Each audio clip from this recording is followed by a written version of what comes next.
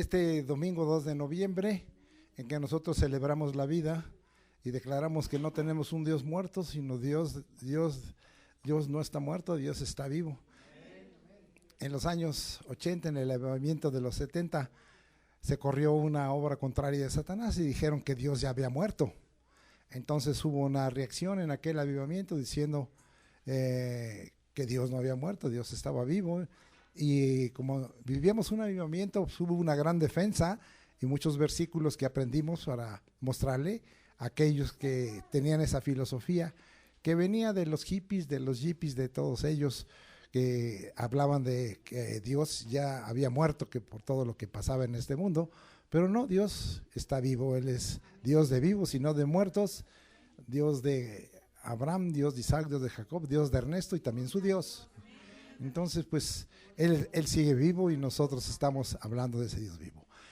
Este domingo 2 de noviembre, como dije hace rato, del 2025, yo sigo hablando de la presencia de Dios. He encontrado una profundidad muy grande y no voy a dejar de hablar con ustedes, especialmente tomando toda la experiencia que hay en la Escritura. Hoy vamos a hablar de un gran siervo de Dios, Samuel, y qué es lo que llevó a él para ser un hombre que lleva por título este mensaje: mi diario caminar necesita la presencia de Dios. Fíjese bien, mi diario caminar, no nada más cuando vengas a la iglesia, o no nada más cuando estés orando, o no nada más cuando estés escuchando la palabra. En tu diario caminar necesitas la presencia de Dios.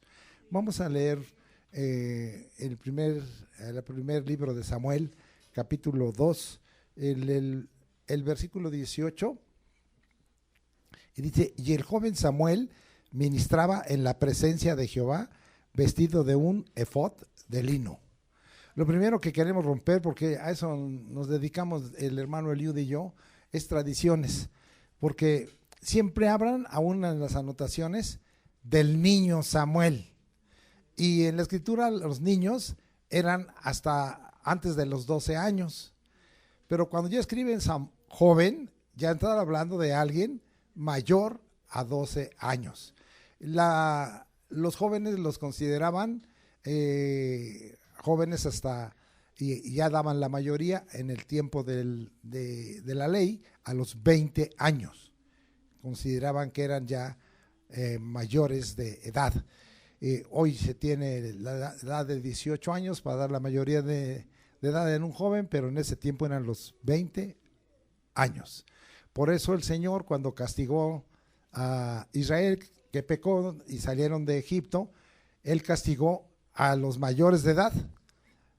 Él dijo que iban a morir en el desierto los de 20 años para arriba, porque ya eran mayores de edad. Pero la juventud se daba después de los 12 hasta los 20 años. ¿Qué edad tenía Samuel en ese momento? No sabemos, solo la escritura nos dice que era joven. Entonces, quítenle lo de que el niño, ¿verdad? Porque hay hasta por ahí, hay por ahí hasta himnos tradicionales, ¿verdad? Que hablan del niño Samuel. Que el niño fue llevado desde una edad pequeña, entre los 3 y 4 años. Yo hice un estudio en Israel. En aquel tiempo se acostumbraba destetar a los pequeños entre los 3 y los 4 años, y cuando fue destetado, esta Ana lo llevó a entregárselo porque lo había consagrado al Señor, a Elí. Así es que tenía unos 4 años. Pero aquí ya se nos está hablando, acuérdense que la escritura de un capítulo a otro nos cambia ya la edad, porque al Señor no le importa a veces los tiempos y las edades, sino le importan lo que Él hizo como un evento, como un acto de parte de Dios. Bien, ya le quedó claro. Rompemos primero de eso para que no diga usted saliendo de esta predicación: hoy el hermano habló del niño Samuel. Por favor, no. Hablé del joven Samuel.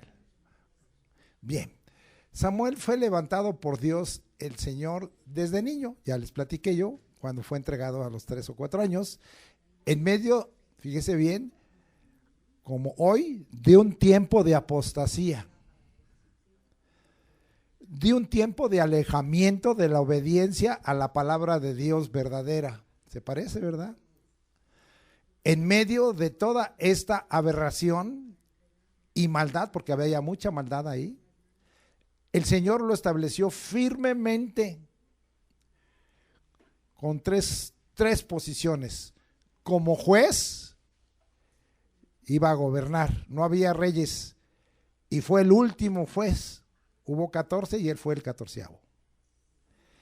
Como sacerdote, porque él tuvo que tomar una posición que perdió una familia que venía de Aarón.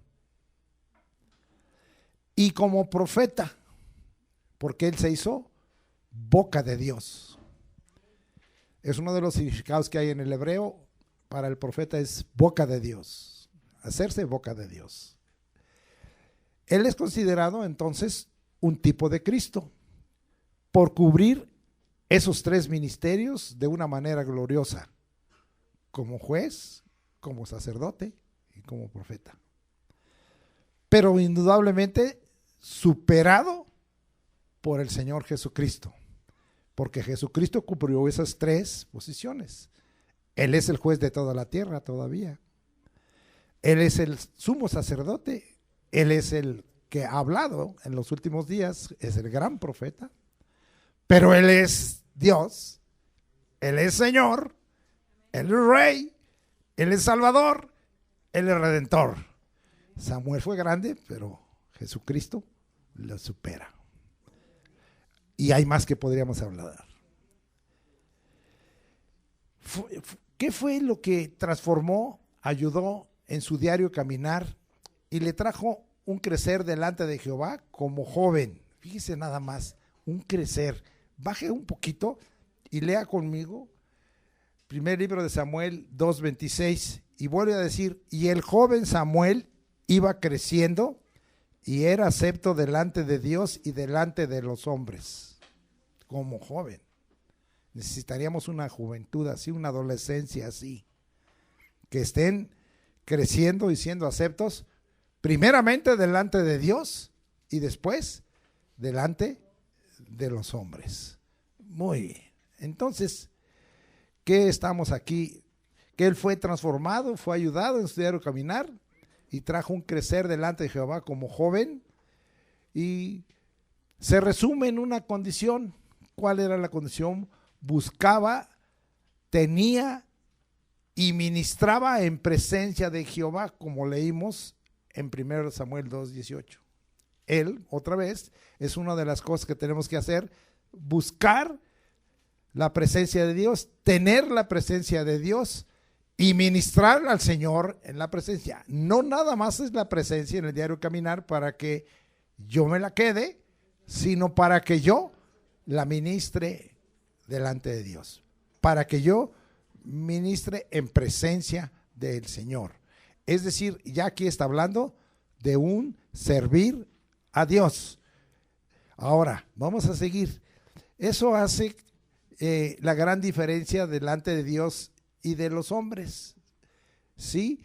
Él estaba vestido, dice ahí, de un efod de lino. El efod era una parte de las vestiduras sacerdotales, y el efod cubría otras vestiduras y era algo que era lo último con que se ponía, y era de lino, un vestido de un efod de lino. En el efod, el sumo sacerdote, acuérdense que también tenía el urim y el tumim, y ahí consultaban a Dios. Bueno, no voy a hacer un estudio de las vestiduras sacerdotales, pero ¿por qué no más cita en el caso de Samuel que estaba vestido de un efod de lino? ¿Qué es lo que Dios estaba hablando? Que había una diferencia delante de Dios y de los hombres en ese efod de lino. ¿Por qué? Porque si nosotros vamos a Apocalipsis 19:8, ¿qué nos dice? El lino fino está en singular. En la parte final, 19:8, el lino fino es las acciones justas de los santos. Las acciones justas de los santos. ¿Qué nos estaba diciendo de la vida de Samuel? Que él tenía acciones justas delante de Dios, y que él era parte de alguien que tenía ya también una posición como santo. El lino fino es en singular, no son las acciones justas de los santos. Eso es lo que él tenía como una cualidad. Él ministraba entonces como debía de ser. Él ministraba a Dios como debía de ser, no como a él le parecía, no como a él se lo inventó, sino como Dios se lo ordenó, como debía de ser. Y entonces él obraba de acuerdo a la voluntad determinada por Dios. Acuérdese que yo hablé de un escenario terrible, tiempos de apostasía, tiempos de alejamiento a la obediencia de la palabra de Dios verdadera, tiempos de aberración y de maldad, pero el Señor lo estableció firmemente. Eso es también algo que nosotros tenemos que aprender para nuestro diario caminar, que necesita la presencia de Dios, porque estamos viviendo esos tiempos. Estamos ya viviendo tiempos de apostasía. Ayer estábamos reunidos con el pastor Edgar Bulido Villaseñor y su familia, y estábamos hablando de exactamente la terrible multiplicación de apostasía que está habiendo en la iglesia de Jesucristo, o que se dice iglesia de Jesucristo. Estábamos hablando que en la mayoría de las redes sociales no se está hablando la palabra de Dios verdadera, sino se está hablando pareceres y puntos de vista, y la usan nada más muchas veces para contrariar la verdad. Nosotros a veces tenemos un tema y lo escuchan la gente que está contrario a la palabra de verdad, y inmediatamente suben otra enseñanza y otra predicación que contradice la palabra de verdad, según ellos, para contradecirnos a nosotros. Pero nosotros no estamos preocupados, porque como Samuel queremos hablar la palabra de Dios de verdad, y ya. Si alguno no la quiere recibir, y si alguno inmediatamente reacciona y dice, esto hablaste y nosotros no estamos de acuerdo, doctrinas como el progresismo, como la situación de que las mujeres hoy pueden ser levantadas como parte del gobierno de la iglesia y gobernar las iglesias, y que estamos viendo cosas terribles y todo eso. Y yo recuerdo un caso cuando el hermano Eliud habló del diezmo, inmediatamente junto a la enseñanza de ese jueves apareció la predicación de una mujer pastora que contrariaba la doctrina de los diezmos. ¿Vamos a entrar en alegato con ellos? No. Simple y llanamente es triste lo que está aconteciendo, y ayer hablábamos.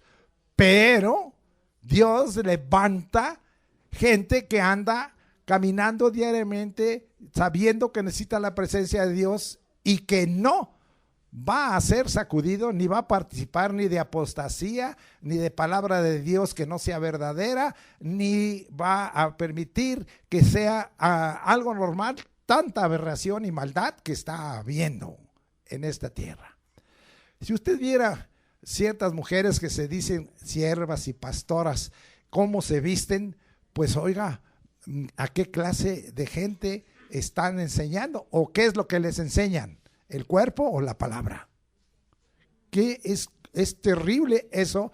No estamos hablando de una falsa moralidad, estamos hablando de algo que está haciendo, no para nosotros los hombres, nosotros somos hombres, quien pueda juzgar aún a esas mujeres, pero que Dios está señalando y viendo que eso está fuera del orden del orden dado por Dios. Bien, entonces esto es para hacer resaltar, esa era la gran diferencia, que él estaba vestido de lino fino, y dice que él hacía acciones justas, por como era un santo, él, no un santo de retablo, sino un santo manifestado por la obra de Dios en él, porque él quería recibir de parte de Dios el ser santificado. Ahora, voy a hablar de ministraba, porque les dije que ministraba conforme a la voluntad de Dios. La palabra ministrada aquí es sharat, y significa atender como servicio servil o en adoración. Él ministraba atender para servicio servil o en adoración, es decir, hacía lo que Dios le mandaba, no dirigido primeramente a los hombres, sino primeramente a Dios. Él ministraba primeramente a Dios. Es decir, él estaba en una situación, dice de aquí, una atención servil, ¿qué significa eso? Totalmente en humildad y en humillación delante de Dios y en un acto de adoración. ¿Qué es lo que tenía este hombre? Decía, Señor, yo no merezco como joven estar aquí. Yo no tengo ninguna virtud natural. Me declaro servil delante de ti, me declaro en humillación, me declaro totalmente contristado, me declaro lejos, Señor, pero vengo y te adoro. ¿Cuántos alaban al Señor? Vean, la palabra ministrar aquí es fuerte, porque muchos dicen ministraban, es que ya se tomó su posición de juez. Todavía no. Es que ya se tomó su posición de sacerdote, es que ya se tomó su posición de profeta, ya se siente muy arriba. No, él se sentía delante de Dios muy abajo. Y lo primero que él hizo es buscar al Señor y servirle al Señor y adorarlo. Depender de él. ¿Vamos con nosotros? Eso es caminar diariamente en la presencia de Dios. Estemos en ello. También esta palabra significa contribuir. ¿Contribuir qué? A la obra de Dios. ¿Sí? Y dejamos ahí. Pero vamos ahora a cambiar. Por ahí hay alguien que sí tenía una posición alta en ese momento. Y era el sumo sacerdote y se llamaba Elí. Elí, sumo sacerdote de aquel tiempo, y sus hijos no tenían, como hoy muchos, no tenían la presencia de Dios.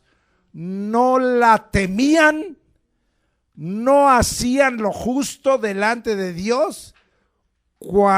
Esto sucede cuando nos alejamos de la presencia de Dios.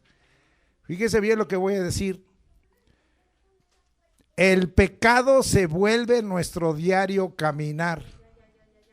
El pecado se vuelve nuestro diario caminar. El pecado se vuelve nuestro diario caminar y nuestra costumbre, y lo vemos como lo normal. Pecamos contra Dios y dañamos a nuestro prójimo. Vamos a leer este asunto.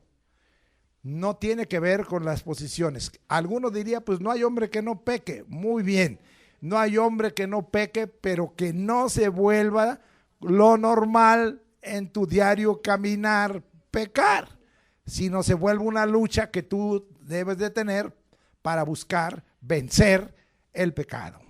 Muy bien. Entonces vamos a leer primer libro de Samuel 2, 22 al 25. Pero Elí era muy viejo y oía de todo lo que sus hijos hacían con todo Israel y cómo dormían con las mujeres que velaban a la puerta del tabernáculo de reunión, y les dijo, ¿por qué hacéis cosas semejantes? Porque yo oigo de todo este pueblo vuestros malos procederes. No, hijos míos, porque no es buena fama la que yo oigo, pues hacéis pecar al pueblo de Jehová. Si pecar el hombre contra el hombre, los jueces le juzgarán. Mas si alguno pecare contra Jehová, ¿quién rogará por él? Pero ellos no oyeron la voz de su padre, porque Jehová había resuelto hacerlos morir. Fíjese qué cosa tan tremenda. Esta situación ya estaba teniendo una situación de una abierta manera, una conducta inmoral y pecaminosa muy abierta. Mientras tanto, ¿verdad? Nosotros leemos nuestro diario caminar necesita de la presencia de Dios en nuestra niñez, en nuestra adolescencia, en nuestra juventud, en nuestra madurez, en nuestra vejez. Este fue el resultado de la vida de Samuel, de tal manera que ya leímos lo que estaba sucediendo en el versículo 26. El crecimiento espiritual y moral se aumentaba día a día y era acepto delante de Dios y de los hombres. Esto lo confirma nuestro hermano Pedro. ¿Qué es lo que tenemos que hacer con respecto si andamos buscando caminar y necesitamos la presencia de Dios en nuestro diario caminar? Quiero llevarles ahora qué es lo que el Espíritu nos habla allá en la segunda carta de Pedro, capítulo 3, versículo 17 y 18. Y dice así: así que vosotros, oh amados, sabiéndolo de antemano, guardaos, no sea que arrastrados por el error de los inicuos, caigáis de vuestra firmeza. En cambio Samuel estaba firme. Antes bien, creced en la gracia y el conocimiento de nuestro Señor y Salvador Jesucristo. A Él sea la gloria, ahora y hasta el día de la eternidad. Amén. Es decir, es el mismo sentir de Dios, tanto para Samuel como para el tiempo en que Pedro, por el Espíritu, escribió esto, para la iglesia que había sido levantada de momento, la iglesia de Cristo, recién levantada, y para hoy, nosotros, parte de esa iglesia. Cuando se multiplica la apostasía, cuando escasea la palabra de Dios por no enseñarse o predicarse como lo ha dicho Dios. Fíjese lo que hoy estoy teniendo por frase aquí. Cuando escasea la palabra de Dios, estamos tratando de que aquí no escasee, por no enseñarse o predicarse como lo ha dicho Dios. Es irrefutable cuando hemos tenido que hablar con otras personas y les decimos: esto dice la palabra de Dios, esto dice la palabra de Dios.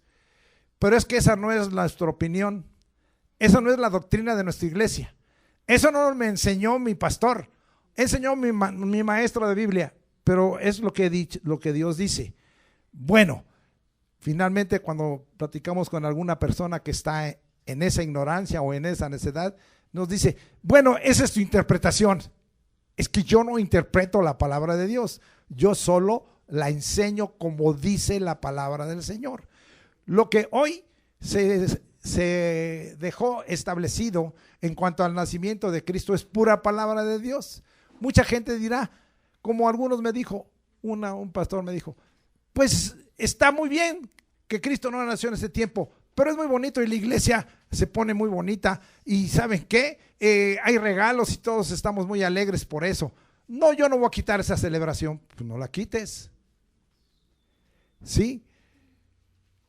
Ya no les quiero platicar más. Vamos a seguir aquí adelante, testimonios de lo que a veces sucede, que no quieren predicar lo que ha dicho Dios. Si predicáramos lo que ha dicho Dios, cuántas cosas se caerían en las iglesias y cuántas cosas se caerían en nuestra propia vida, porque diríamos: esto es lo que Dios dice y yo no estoy obedeciendo lo que Dios dice, no lo que dice el predicador, no lo que dice una iglesia.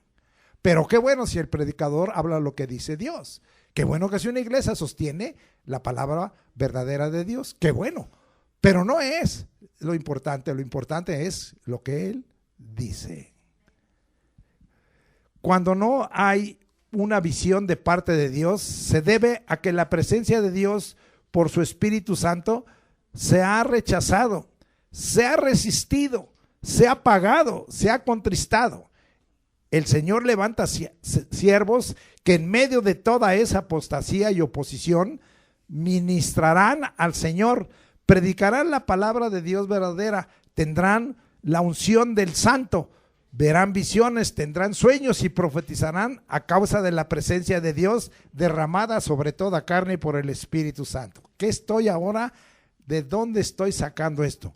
Vámonos a dar la vueltita. Vamos hablando de Samuel. ¿Qué es lo que transformó? Primer libro de Samuel, ahora capítulo 3, versículo 1. Y dice ahí: el joven Samuel ministraba a Jehová en presencia de Elí, de alguien que ya estaba en aberración y en maldad. Y la palabra de Jehová escaseaba en aquellos días, no había visión con frecuencia. Pero él estaba en lo contrario. Él totalmente sí ministraba y se adoraba al Señor, aunque otros no quisieran. Si alguien no quiere, que no lo haga, pero usted hágalo.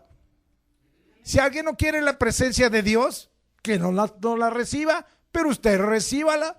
Si alguien no quiere caminar a diario en la presencia de Dios, allá él, pero usted camine a diario en la presencia de Dios. ¿Va a haber diferencia? Notable diferencia.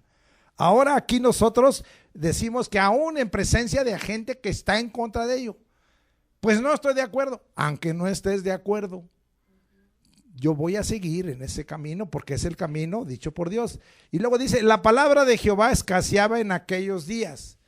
Hoy no quieren tener, hoy estamos mirando filosofías de hombres, estamos viviendo tradiciones de hombres. Vea usted todo lo que aconteció esta semana.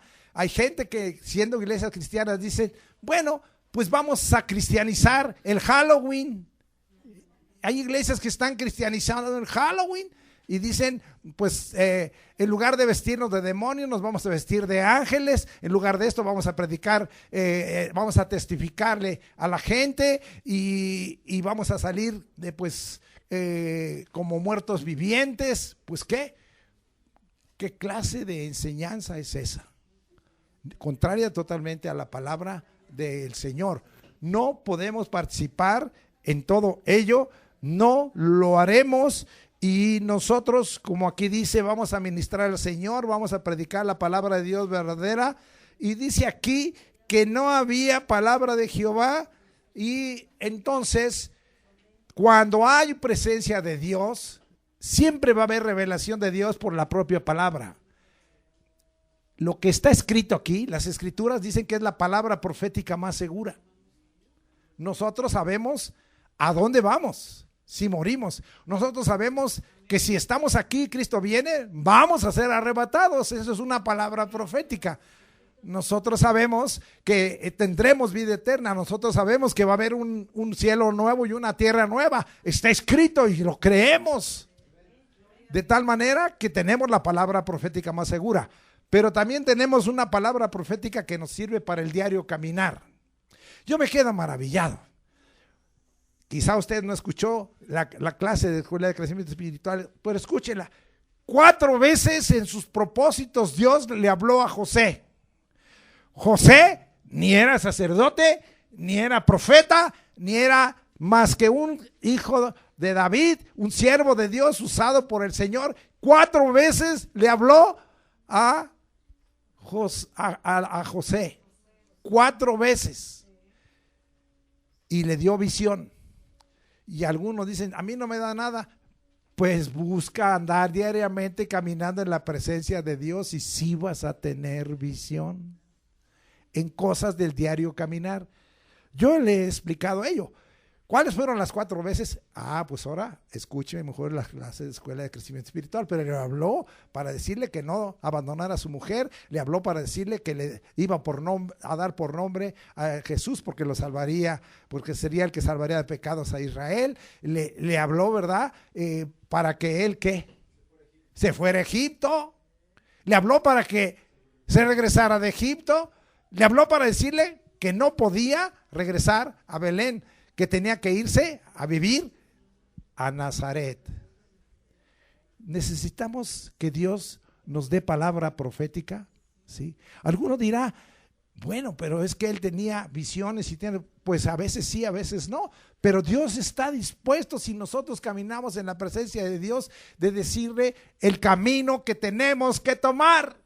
El camino que tenemos que decir, me lo habla o me lo habla por sueños o me lo habla por visiones. Yo le he explicado a usted y no voy a testificar largamente de aquella visión o sueño que tuve para ayudar a un pastor que era oprimido por su iglesia y que yo lo había conocido en la iglesia a la que pertenecía mi esposa cuando era señorita, que era mi novia, y que el Señor hizo todo y ya dio esa visión, me dio una orden, me dijo que todo el dinero que tenía lo sacara y que se lo iba a dar a él. Y yo le dije, Señor, yo no sé a dónde voy a ver a este muchacho. Tiene años de no ver a Rubén Dera, así es el nombre de ese pastor, y no sé vas a tener que hacer algo. Y Dios hizo todo lo que Él me dijo, lo hizo. Y ese mismo día, a las 8:30 de la mañana, yo estaba entregando lo que Dios me ordenó por una visión de Dios. Y alguno dirá, ¿Dios da visiones hoy? Sí. Cuando Dios tiene propósitos, te va a dar visión. A José le dio 4 veces visión y le dio revelación profética porque tenía propósitos. Pues a mí no me da nada, pues es que tú no estás en los propósitos de Dios.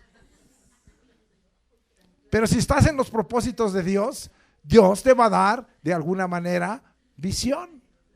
Dios te va a decir esto y aquello, o te va a hablar a la mente o te va a hablar en sueños. Esto es muy antiguo. Si usted lee el libro de Job, que es el libro más antiguo de las Escrituras, usted va a encontrar que exactamente el libro le dice a Job, ¿verdad? Dios habla de varias maneras, habla por las noches, habla en sueños, habla en visiones, da palabra. Dios no está mudo, Dios no está muerto, Dios está vivo, Dios habla, Dios sigue hablando. Camina en la presencia de Dios. ¿Cuántos alaban al Señor? Yo lo alabo porque a mí sí me ha hablado. Algunos dirán, pues qué privilegiado es. Pues no es de privilegiados, es de los que buscan como Samuel la presencia de Dios. Busca la presencia de Dios. Precioso esto que estamos hablando hoy. Muy bien. Entonces, él estaba en esa presencia y esto, ¿saben qué? Tiene un refuerzo. Tiene un refuerzo. ¿Dónde está el refuerzo de primer libro de Samuel 3:1? Pues usted lo ha escuchado. Vamos a Hechos 2, 17 y 18. Y no pueden negar eso. Algunas iglesias dicen, eso que usted está predicando es histórico. Pues por eso están como están, porque son históricas. Han de ser del Cuaternario o del Jurásico. Pero la iglesia viva dice aquí Hechos 2, 17 y 18. Y en los postreros días, ¿en qué días estamos? Estamos en los postreros. Dice Dios, ¿quién dice?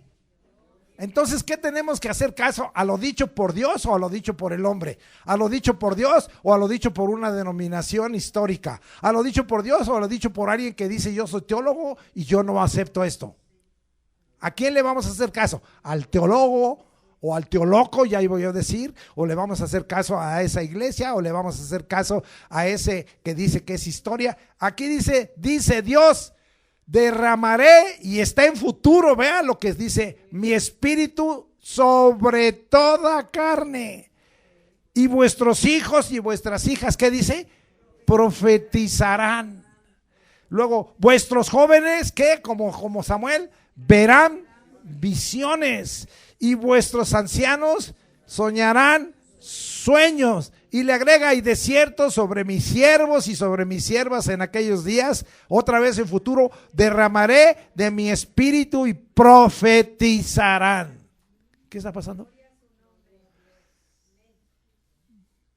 Cuando hay propósitos de Dios, porque yo sé que también muchos abusaron en los años 70 de la profecía y ya había gente que decía, el Señor dijo que nos quitemos todos los zapatos. ¿Qué propósito tenía? Que porque estamos en un lugar santo. Pues yo creo que estamos en un lugar santo, pero ¿cuál es el propósito de Dios? Y yo no me quitaba los zapatos, que se los quiten otros. ¿Sí? Y qué olor a queso había ahí, había tremendo. Por andar quitándose los zapatos. Y así muchas cosas.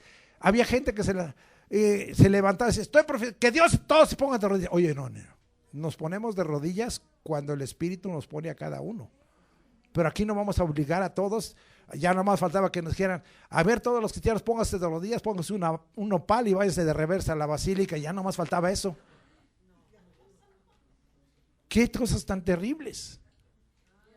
Cosas terribles que profetizaban, hablaron aquellos lo que eran los niños de Dios, de lo que era el amor, todo corrupto. No aceptamos. Estamos hablando, cuando Dios habla cosas sagradas, habla cosas santas, habla cosas en orden, habla cosas con un propósito superior. Bueno, aclarando un poquito todo ello. Pero ahí está.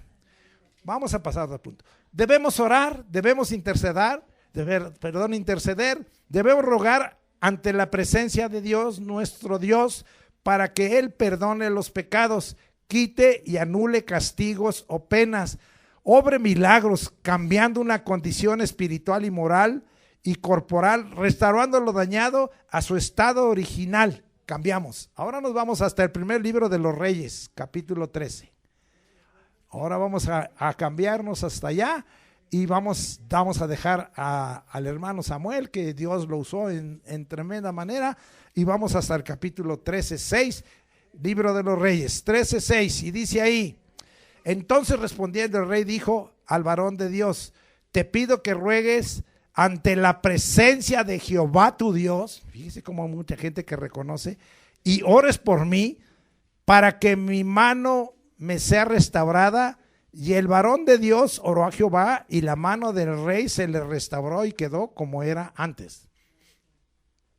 Jeroboam fue levantado como rey de Israel, pero él hizo algo tremendo. Hizo volver a Israel a la idolatría y puso una adoración en Betel y otro en Dan. Y entonces el Señor se enojó y le mandó un varón de Dios. Fíjese bien, aquí no dice que era un profeta afamado. Era un varón de Dios, era un profeta que Dios ni usa su nombre. Dios te puede usar a ti, Dios me puede usar a mí. Algunos dirán que yo soy muy burro o muy burra. Dios te puede usar, aunque rebuznes como la burra, te va a usar. De tal manera, porque la burra rebuznó y habló y corrigió a un profeta. ¿Se acuerda, verdad? De Balaam. Bueno, ok. Entonces aquí vemos que este hombre había hecho mal, y cuando este profeta ordenó que ese varón de Dios, cuando este rey ordenó que ese varón de Dios, dije, préndanlo, yo soy el rey. ¿Y qué querían hacerlo? Pues a lo mejor matarlo. Cuando estiró la mano, se le secó. Usted lea la historia completa. Dios haciendo algo tremendo. Yo dije algo y él le dijo, ya como que se bajó de volumen, en lugar de prenderlo, se acercó al profeta y le dijo: te pido que ruegues ante la presencia de Jehová tu Dios. Reconoció que tenía la presencia ese varón. Y ores por mí. O sea, los que tenemos la presencia de Dios, podemos orar por alguien y pasa algo. No necesitas tener un puesto aquí en la iglesia, nomás necesitas la presencia de Dios, que es mejor que el puesto, para que mi mano me sea restaurada. Y luego dice, ¿qué pasó? Dice, y el varón de Dios oró a Jehová, estaba en la presencia del Señor, y la mano del rey se le restauró y quedó como era antes. Fíjese lo que Dios está diciendo. Yo recuerdo en los años 70 que empezamos este avivamiento y llegó una hermana muy preocupada. Dice, acabo de visitar a una persona que está llagada de una pierna y ya se le está pudriendo, así, ya era tal infección, y vengo por ustedes. En ese tiempo yo no era pastor, yo nomás era de los avivados. Vengo por ustedes porque he oído que aquí hay sanidades y milagros para que vayan a orar por ella. Entonces el Espíritu nos hizo decirle a esta hermana, ¿sabe qué, hermana? Nosotros no vamos a ir ahí. Usted vaya y ponga sus manos, pero es que ya hasta huele feo. Ponga sus manos, si usted cree, en esa pierna y esa mujer va a ser sanada. Esta mujer no pertenecía a la iglesia a la cual yo iba, que estaba muy avivada en ese tiempo. Fue y al otro domingo regresó. Dice, ¿qué creen? ¿Qué creemos? Que fui y puse las manos, me dio mucho asco, pero las puse y ¿qué creen? Ya empezó a mejorar esta mujer. La llaga está desapareciendo. Estamos hablando. Aquí dice, algo muy importante. Este varón de Dios oró, intercedió, rogó ante la presencia de Dios. ¿Y qué es lo que estaba rogando? Perdónale su pecado contra ti y contra de mí, porque me quería prender y me quería matar. Perdónale su pecado porque está desobedeciendo tu palabra. Perdónale su pecado, quítalo, anúlalo, quítale el castigo y la pena porque ya lo castigaste, su mano se le secó y obra milagros, cambia su condición espiritual. Él no la entendió. Cambia su condición moral, no la entendió. Cambia su condición corporal, lo que le convino, y sí recibió la sanidad en la mano. Restaura lo dañado a su estado original y ¡zas! Aconteció.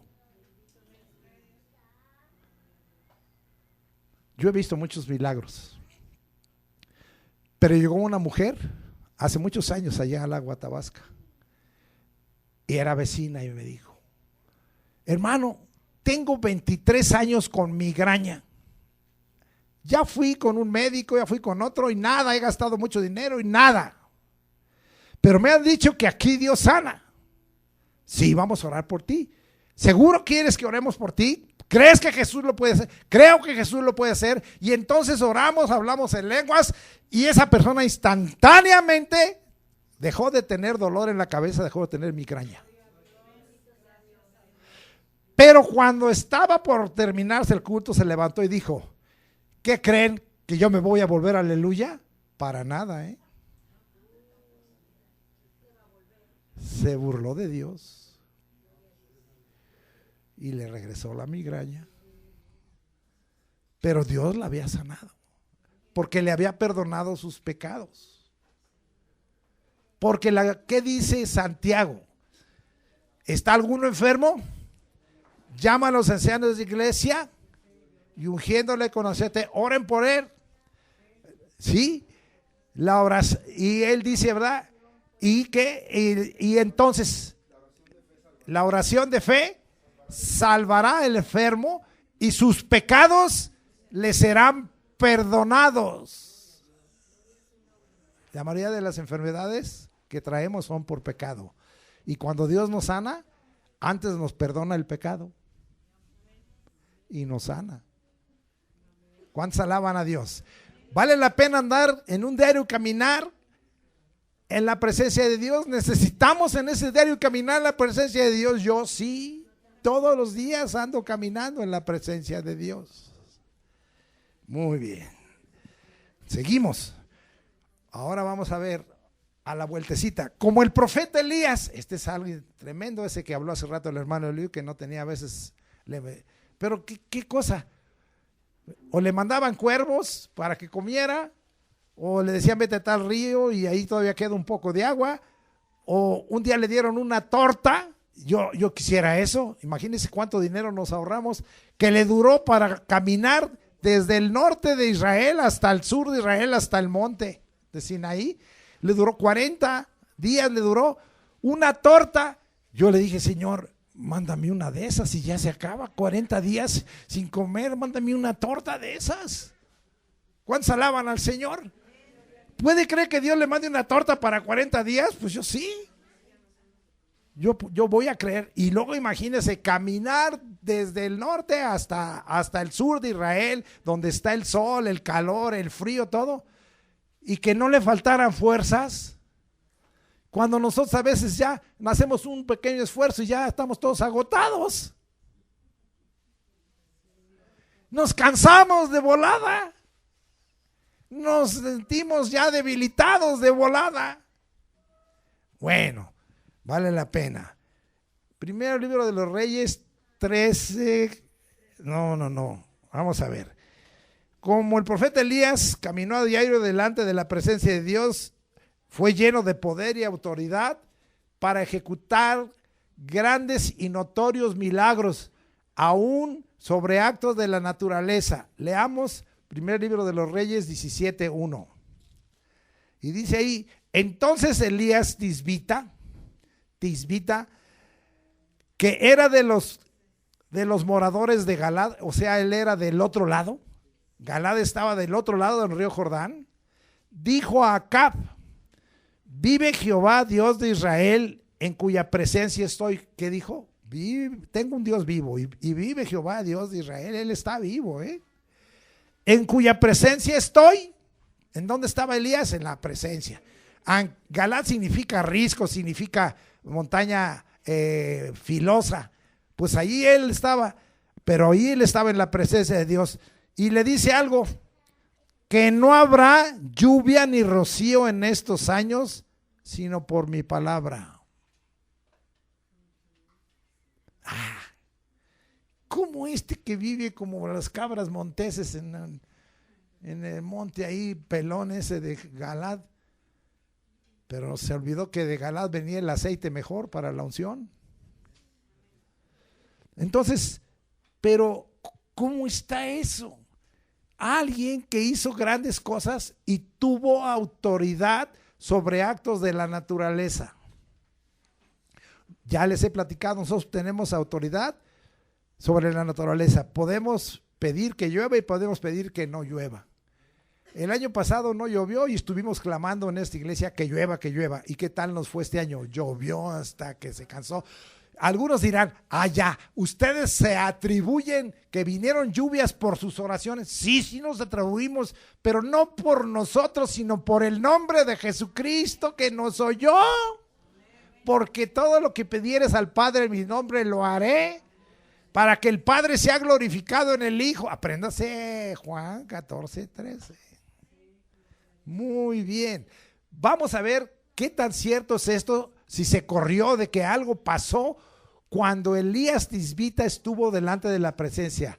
En el Nuevo Testamento, en el capítulo 5 de Santiago, se nos testifica lo que pasó y se nos da cuánto tiempo sucedió esto. ¿Quiere ir conmigo? Santiago 5, 17 y 18. Elías era hombre sujeto a pasiones semejantes a las nuestras. O sea, voy a cambiar. ¿Elías se enojaba? Claro que se enojaba. Pues después le cortó el cuello a 400. Elías le gritó a Acab. Claro que le gritaba. Elías estaba celoso de que no se obedecía a la palabra de Dios. Sí. ¿Tú eres sujeto a pasiones semejantes a las de Elías también? Elías se deprimió y se fue y se metió en una cueva, y el Señor le dijo: ¿qué haces? Y se mostró el Señor en aquel viento, el silbo apacible. ¿Qué es lo que nos quiere decir? Si tú tienes un diario caminar en la presencia del Señor y necesitas estar en la presencia del Señor, Dios sobrepasa tus pasiones. Dios sobrepasa tus enojos. Es que el hermano Ernesto y el hermano Eliud son medio enojones, pero nos usa el Señor. Es que usted hubiera oído el jueves cuando se enojó porque le pusieron Melchor, Gastar y va a saltar.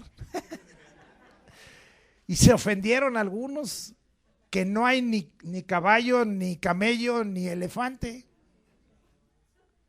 Y de que no eran reyes, sino que solo eran magos, y en la palabra ahí significa gente sabia. Probablemente sabían de astronomía, no de astrología, de astronomía, una ciencia. Elías era hombre sujeto a pasiones semejantes a las nuestras y oró. ¿Cómo hay que orar cuando estamos en la presencia del Señor? Fervientemente para que no lloviese. Y no llovió sobre la tierra, échele, por 3 años y 6 meses. Y otra vez oró, y el cielo dio lluvia y la tierra produjo su fruto. Me gusta mucho la historia, ¿verdad? Cuando está ahí en el monte y está ahí con el siervo y todo, y está orando ahí para que vuelva a llover. Y aquel como que se burla y dice: ya vi una nubecita. Y él le dice: córrele porque ya viene el aguacero. Pero si es una nubecita y blanca, ni siquiera es gris, ya viene el aguacero. ¿Cuántos alaban al Señor? Ese es lo que Dios está queriendo. ¿Qué es lo que les quiero yo decir? Si caminamos a diario delante de la presencia de Dios, la misma presencia de Dios sobrepasa nuestra humana condición. Lo que pasa en tu vida y en mi vida sobrepasa mi humana condición y la tuya. Dices, es que yo no valgo nada, es que yo no he hecho nada por... Oye, el Señor dice, ¿y qué? ¿Me minimizas a mí o te minimizas tú? Tú minimízate, humíllate, pero yo voy a obrar a través de ti. Y si quiero obrar a través de ti, ¿qué te importa? Dios puede obrar a través de cualquiera de nosotros. ¿Cuántos alaban al Señor? ¿Cuántos se van a animar a caminar diario? Señor, quiero tu presencia. Hay cosas que ya les he platicado. Estábamos en una junta pastoral allí en la iglesia de los Reyes, cuando pertenecía a esa iglesia al Centro Cristiano Arrebatamiento. Íbamos saliendo y de repente nomás nos acercamos y pasa un varón y ¡pah! Se cae así enfrente de nosotros. Muchos dirían, llamen a la ambulancia, ya le dio un ataque epiléptico. ¿Qué ataque ni qué nada? Venía bien oprimido y conocía del evangelio. ¿Y sabe qué? Que empezamos a ministrarle, a orar y levántate, que se levanta y todo, y ya nos platicó toda su desgracia y ahí estábamos ya nomás los pastores, ya no había mucha gente y dijimos, lo que necesita es volver a su pueblo porque le habían hecho muchas maldades, él conocía de Cristo. ¿Cuánto dinero necesitas para irte a tu pueblo? Tanto, aquí está el dinero. Se levantó y se fue caminando. ¿Quién hace eso? Pero muchos hubieran dicho, no, échele alcohol, traigan amoníaco para ver si se levanta. No, nada. Sí, porque es muy fuerte y dice, a ver si se levanta. No, en el nombre de Jesús levántate.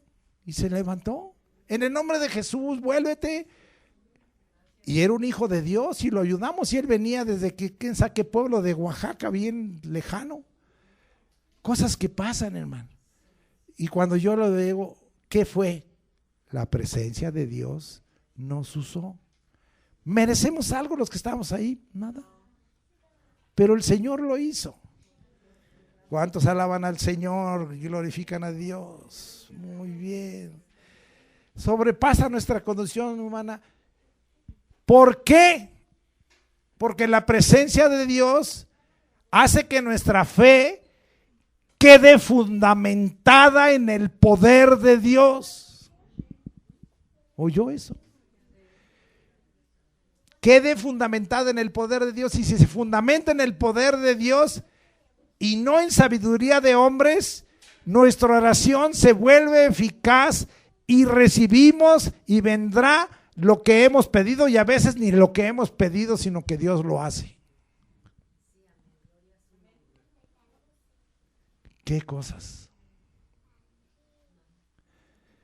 En el avivamiento de los 60s, el avivamiento de los 60s y 70s, nos sucedía que los endemoniados se tomaban y se doblegaban. Pasábamos y se tiraban. Pasábamos, se manifestaban y se quedaban liberados. Nos sucedió que íbamos pasando y ¡pum! ¿Y ahora? Y en el nombre de Jesús le echamos fuera a los demonios, recibe a Cristo, ya, se acabó. ¿Lo buscamos? Sí, vamos en la calle. No lo buscamos, estábamos en una iglesia, tampoco. ¿Era culto? No era culto. ¿Qué es lo que llevábamos? La presencia de Dios. Muy bien. Cuando reconocemos que mi diario caminar necesita de la presencia de Dios, el Señor nos usará llevando nuestra boca a proferir órdenes y actos inesperados que tienen porque tienen el propósito divino de enseñar obediencia, operar maravillas o prodigios, dar a conocer quién es el Dios verdadero, el único hacedor de milagros, para darle gracias y gloria por ser suyo el poder, y quien es usado por Dios para ministrarlo no debe ni puede cobrar por tal manifestación poderosa. ¿Oyó eso?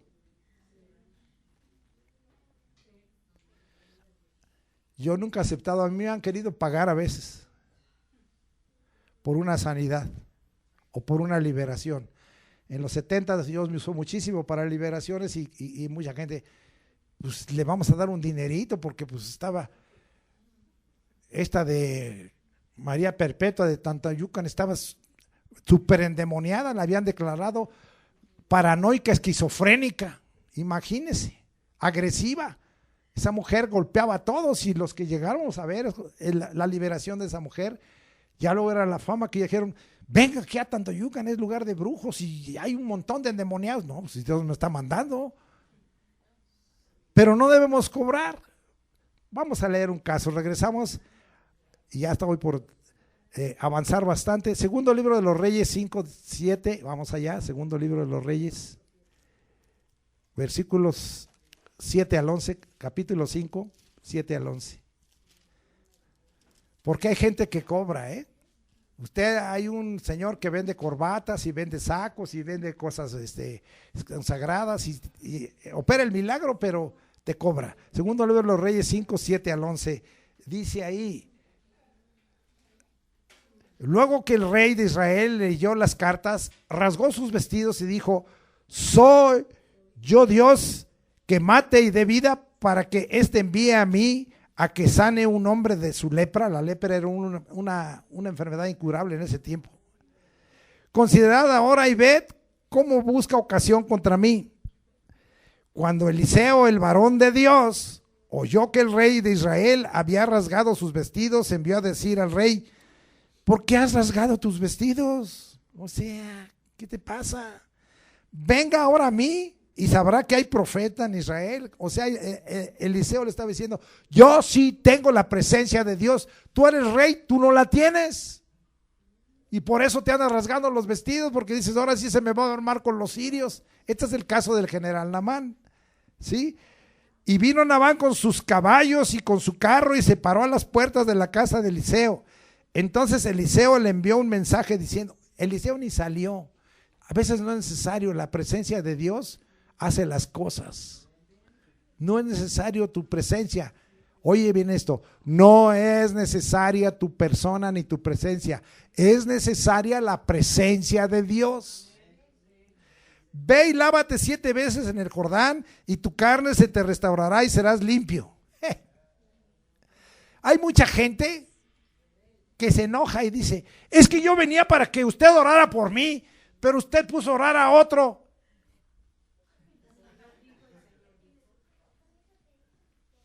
¿Estás queriendo que yo te sane? ¿O es la presencia de Dios?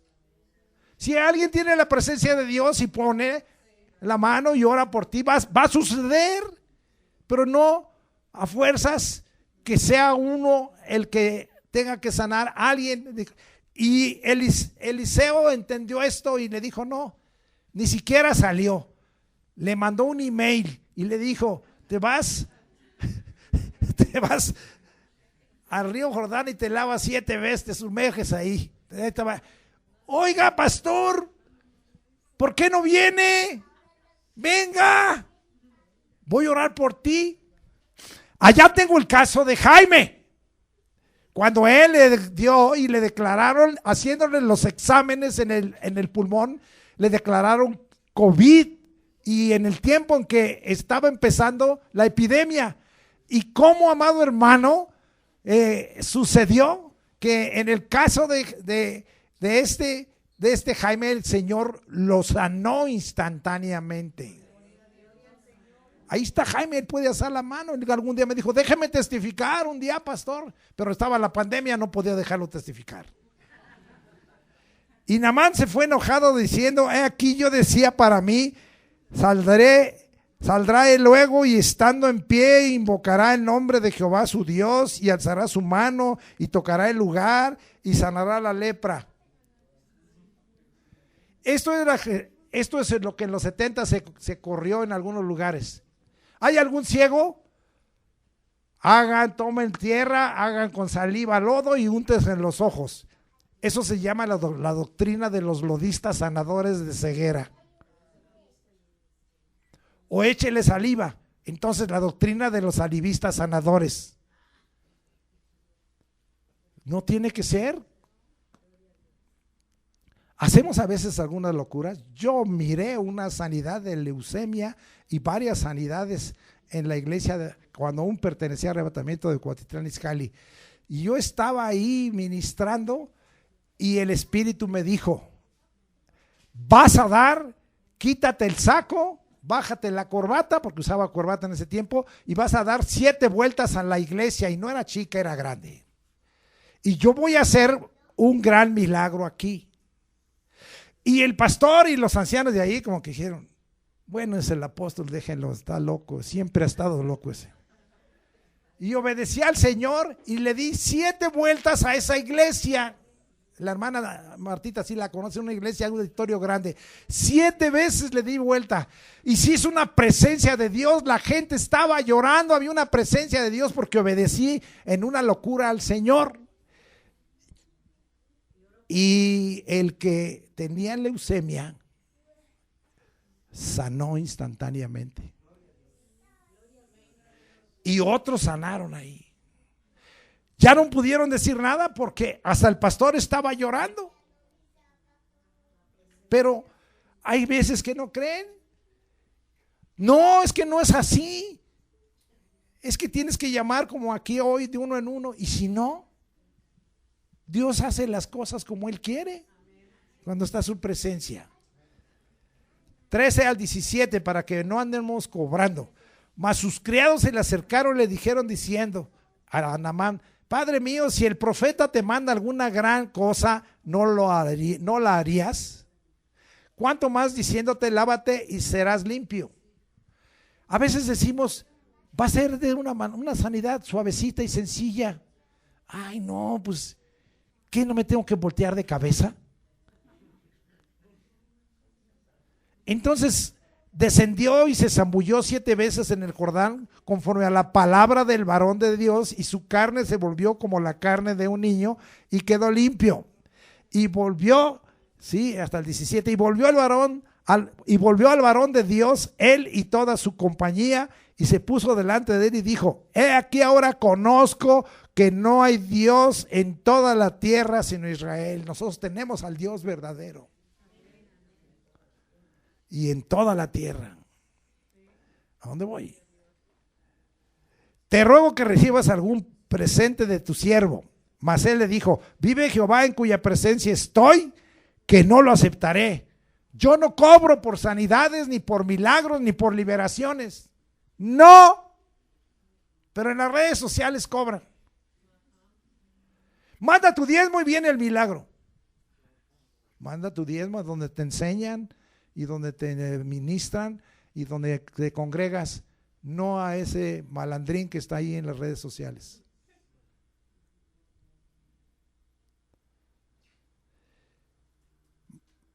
Y le instaba que aceptara alguna cosa, pero él no quiso. Entonces Naamán dijo: te ruego pues, de esta tierra no se dará a tu siervo la carga de un par de mulas, porque de aquí en adelante tu siervo no sacrificará holocausto ni ofrecerá sacrificio a otros dioses, sino a Jehová. Se convirtió. Hay unos malagradecidos que no, pero este sí se convirtió. Un milagro hace que la gente se convierta. A veces nosotros, porque este Naamán pues era orgulloso, era general, tenía una posición y se tuvo que humillar, pero se convirtió. A veces nosotros queremos que alguien se convierta y decimos: no, es que es muy difícil. Deja que la presencia de Dios lo toque y verás cómo no es tan difícil. Entro a un final. Cuando un siervo e hijo de Dios reconoce que su diario caminar necesita la presencia de Dios, 1, quita de nosotros la incredulidad, la duda y la poca fe. Si andamos en la presencia de Dios, el Señor va a quitar la incredulidad, la duda y la poca fe. 2, nos capacita para realizar lo imposible para el hombre, enfermedades crónicas o terminales como esta de la lepra. 3, nos envía a los necesitados, llenos de fe, es decir, de autoridad en el nombre de Jesús, llenos de su Espíritu Santo y poder, es decir, llenos de unción santa. Él nos envía. 4, Hacemos las obras de Dios no en la forma y fondo que el hombre espera. Hay gente que dice, es que tienes que llamar a un especialista para echar fuera demonios. Yo no soy especialista en eso, pero he echado fuera demonios de unos 49 años, pero por muchas partes. Pero muchos. Pero no soy especialista. Ni tengo un título de teología, ni ninguna iglesia, por grandota que sea, me dio un título para que yo pueda ser el que excomulgue o el que expulse demonios, ¿no? Simplemente tengo la fe y la autoridad en nombre de Jesús y el poder del Espíritu Santo, y por eso salen los demonios.